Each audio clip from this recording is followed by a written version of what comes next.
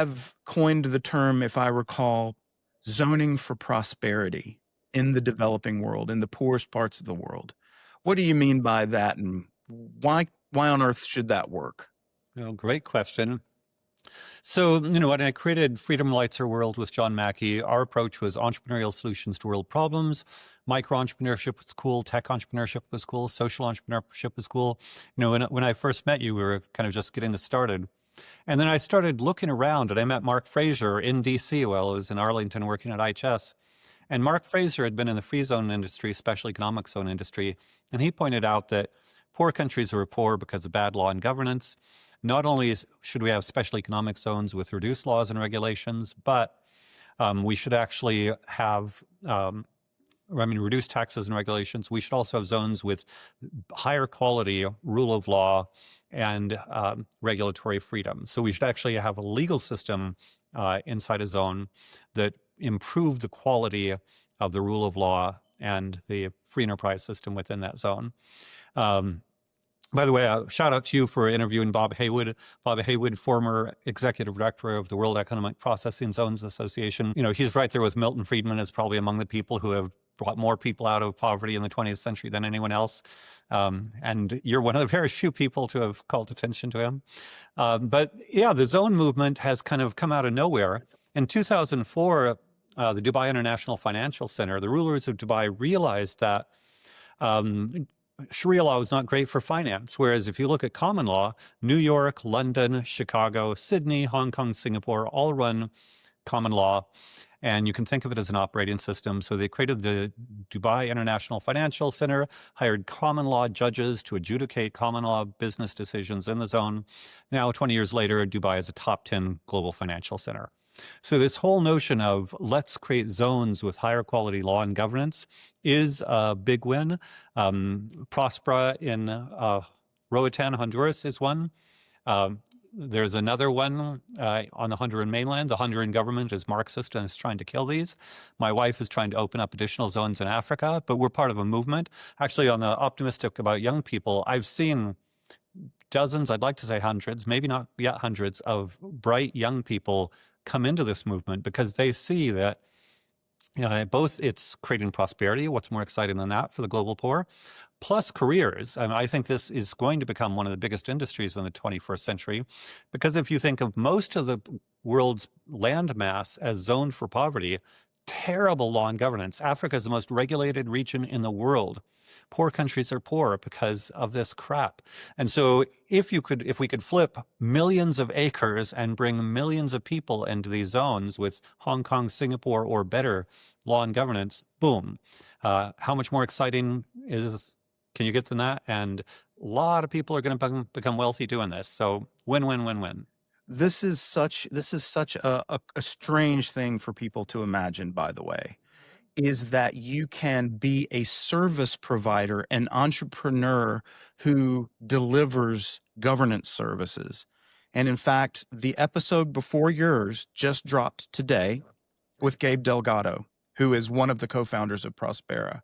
And I really hope that gets legs, because I think it's really interesting for, just like creativity, entrepreneurship, and innovation, these three words in that order I got from you, and I always use them together. I want to honor my mentors, because creativity, entrepreneurship, and innovation is what drives this. These are the products of human minds and human efforts that create the good things in the world that we enjoy sustainably, right? It is not redistribution. It is not any other force. It is not really even investment. At the end of the day, it has to be those three things embodied by someone who, for lack of a better way of put it, gets stuff done.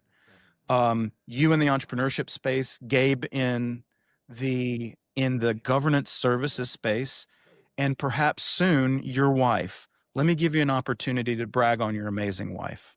And hopefully we can get her on the show soon. Absolutely. So Magat Wade, Senegalese entrepreneur, charismatic, beautiful, dynamic. She gets standing ovations when she speaks.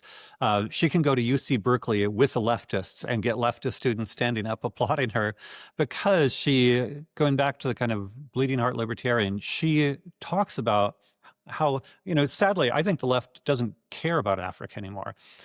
There are people dying at sea trying to get to Europe and Africa. There are people going through Libya and becoming enslaved. As she says, black people are sold for $300 in Libyan slave markets today. How much media does that get? CNN once every 5 years might do an article. But for her, it's a living reality. Where she has towns, we've got a factory in Senegal where, young people leave because they can't get a job. So she, I would say, is very much the moral high ground is entrepreneurial job creation and the creation, therefore, of free market legal systems to allow entrepreneurial job creation. Because if we don't do this, African people are dying unnecessarily. And it really, because of her, I'm in touch with Senegal almost daily. And it's normal there for people to die. I mean, in the US, you and I might have somebody die occasionally. It's very sad. You go to the funeral. So-and-so dropped dead last week. Why? Nobody knows. It's amazing how routine death is in this society. And we don't even think about this. And so Magat's coming from a place not of, feeling sorry for them, but she experienced coming to the West and creating a successful entrepreneurial career. Skin to Skin, her current product line, is sold at Whole Foods markets, and a previous one was as well. She had another product line at Nordstrom's. She sees that Africans, when they have access to the, legal environment, the U.S. is far from perfect, but it's way better than Africa. When Africans have access to a legal environment that allows them to create prosperity, innovation, and entrepreneurship, voila. And she brings a moral passion to this like no one else, and she's bringing that moral passion to the creation of new cities in Africa. Imagine 1, 2, if 20 years from now we could have five or 10 Singapore better quality cities, just use Singapore as, the gold standard of economic freedom today. Amazing. Millions of Africans come out of poverty, eventually tens of millions, hundreds of millions. China saw, some 700 million people see a 10x increase in urban wages in the last 30 years. And people don't even realize, should we donate a few dollars to Africa? No, let's have a 10x increase in wages in the next 30 years. Come on. Yeah, it takes me back to this conversation we were having earlier about higher education and the narratives that happened. I mean, one of the most horrible narratives goes back through the 20th century, which is this idea, not just from the Frankfurt School, the notions of Frantz Fanon and settler colonialism, this sort of thing, and decentering whiteness and decolonizing the world. One of the things that spread throughout Africa during the 20th century was academic Marxism, which paradoxically was a white European phenomenon to start. I think that's undeniable. And yet so many of those institutions, sort of Marxist, socialist institutions, took root in Africa to the point that one of the things that your wife has taught me is that African countries have the most regulations and barriers to entry for entrepreneurs than any other places on earth. Huge. And that's a terrible, terrible problem. So someone like her who had this entrepreneurial zeal, essentially she had to grow up and leave Senegal in order to become the entrepreneur that she could, in order to return to Senegal to attempt to start a little venture there in her home country. Do you think that that's changing? Do you think that they've had enough of the failures of Marxism in Africa and of the regulatory state that it brings with it? Well, again, I'll do an optimistic thing. I think what Africa is going for it is it's not nearly as Marxist as Latin America. What's weird about Latin America, whether you're talking Venezuela, Honduras, Cuba, is still old-fashioned. You hear the things people say, and it's like it's still 1980 or something. There's this still crazy level of Marxism that exists in Latin America, and a lot of intellectuals, complain about U.S. Marxists, but I think Latin American intellectual Marxists they're still back in 1980. Whereas Africa, they're a tiny, tiny bit of Marxist intellectuals, but they have no influence. Nobody cares about them. As Magat says, Africans just want to be rich. They're tired of being poor. And so I would say it's way less ideological than Latin America. And at the same time, they haven't yet found a path. And so one of the reasons she's passionate about a zone strategy is it is so hard to change all the laws of a nation state. And not only do you have literally hundreds of thousands, probably millions of regulations. So if, the legislature, you get one through the legislature, okay, what does that do? Not much.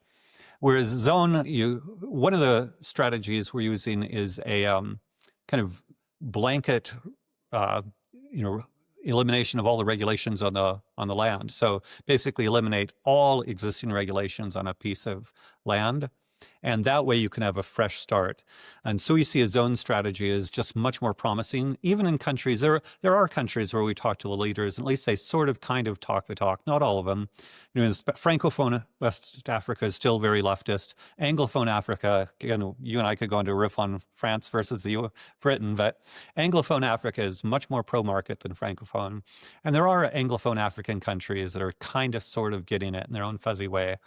And, I think there, if we go the right way with the zone strategy, there's reason to be optimistic about free market zones in Anglophone Africa in the coming decades.